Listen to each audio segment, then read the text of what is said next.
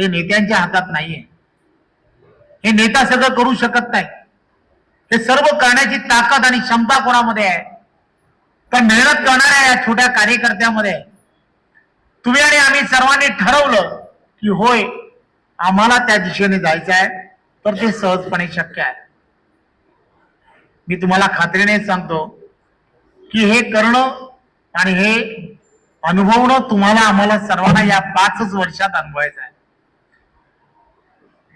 या 5 वर्षात अनुभवायचं याचा अर्थ असा आहे की आम्ही आमच्या पुढच्या पिढीला काय देतो हे फार महत्वाचं आहे. आमच्या पुढच्या पिढीला आम्हाला चांगलं भविष्य पक्षाचं देणं गरजेचं आहे. आणि म्हणून या सगळ्या गोष्टी बाजूला ठेवणं गरजेचं आहे. कोणाला तरी ग्रामपंचायतीचं सदस्य व्हायचं असेल, कोणाला तरी जिल्हा परिषदेचं सदस्य व्हायचं असेल, कोणाला तरी पंचायत समिती व्हायचं असेल, कोणाला नगरसेवक, कोणाला नगराध्यक्ष व्हायचं असेल. परंतु हे एक गोष्ट लक्षात घ्या, विचार करत असताना पक्षाला कुठे नुकसान होणार नाही याची पूर्ण दखल घ्या. स्पर्धा ही असलीच पाहिजे. स्पर्धा ही असल्याशिवाय स्पर्धेमध्ये तुम्हाला आम्हाला सर्वांना जिंकता येत नाही. परंतु ती स्पर्धा कशी असली पाहिजे, तर ती आपल्यामध्ये नको. आपली स्पर्धा जी आहे ती विरोधकांबरोबर असली पाहिजे. आपली स्पर्धा ही आपल्या विरोधात असणाऱ्या लोकांबरोबर असली पाहिजे. हा विचार कुठेतरी करणं अत्यंत गरजेचं आहे.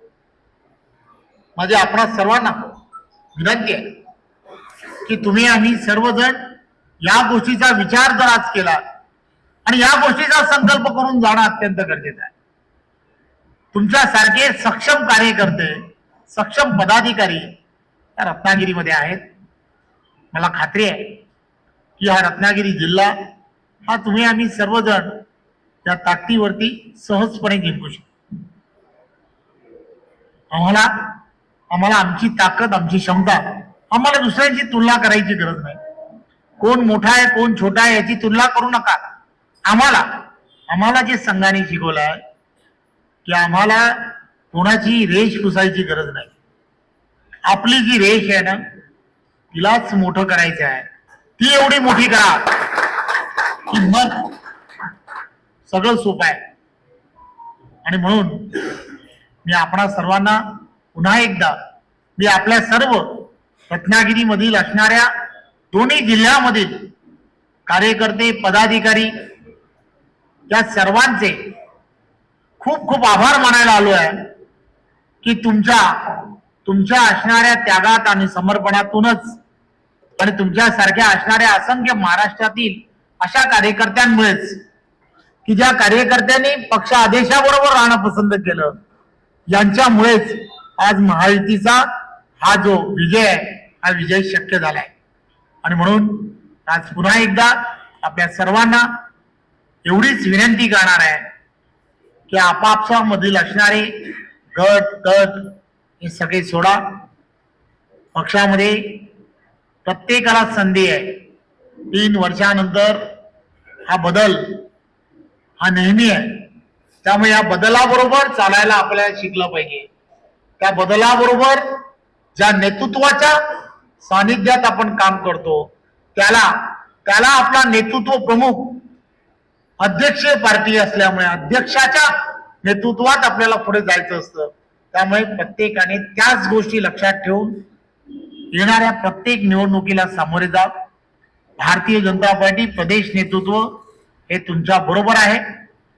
प्रदेशाने दिलेलं जे उद्दिष्ट आहे प्रत्येक विधानसभेमध्ये 50,000पेक्षा जास्त हे प्राथमिक सदस्य करणं, यासाठी एक वेगळ्या पद्धतीच्या रचना याची आपण सर्वांनी तयारी करायला हवी.